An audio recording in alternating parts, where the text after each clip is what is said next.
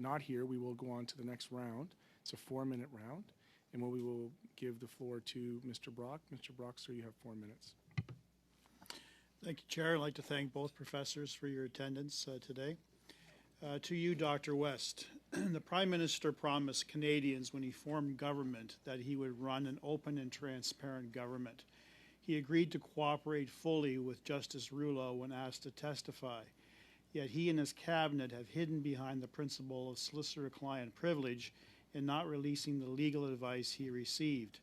A just trust us argument is unacceptable to Canadians.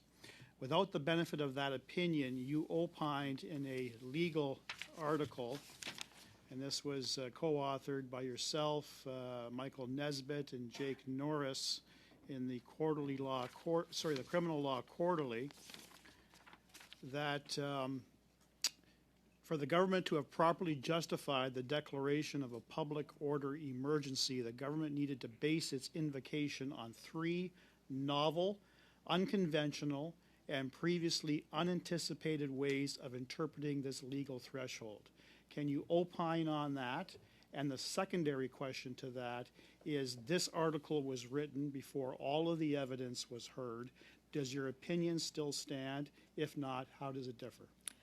So it changed slightly because we wrote that on the basis that Section 2C was being interpreted as we would interpret it in the CSIS Act. So that's what we were assuming, that when Cabinet read 2C, they read it the same way that we would have. And so not having any evidence at the time the article was written that there was such serious violence or threats of violence that would amount to 2C, we said, well, there must be some novel way of interpreting what serious violence means. And based on the Section 58 justification, we looked at what was there, and it was serious economic harm in particular. Now we've heard that it wasn't the serious economic harm, it wasn't intelligence or evidence that wasn't available to the public. It was a different definition of 2C that was relied upon, and that was something that we had not anticipated when we wrote that article. Okay. You appeared on CBC Power and Politics on a number of occasions during the Rouleau Commission, and the question that was put to you and another professor was what we learned from the Prime Minister's testimony. I also looked at your Twitter feed, and in a tweet in and around that same time frame, this is probably during the day or perhaps the day after the Prime Minister testified, in a tweet you said that Trudeau, Prime Minister, is making a compelling argument if you're not a lawyer. Please expand on that. It's a lot to unpack.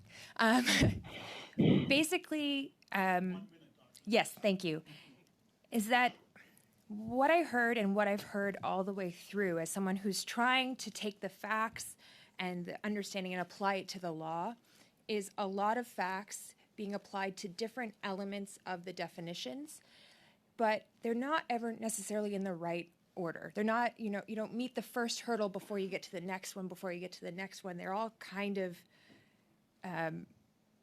they're just applied as if there's not a structure to the act. So you get facts that talk about one element of the definition and then facts that talk about another, but they don't really lay it out in terms of you have to meet this threshold, then this one, then this one. And so I think if someone's just reading the act and isn't, someone who's a statutory interpretation nerd, you look at it and you're like, oh, well, all of the things here match up with all of the things that are in the act, so that makes sense. But that's not the way the statute's laid out. There's a series of thresholds that need to be met, and they're, each word matters.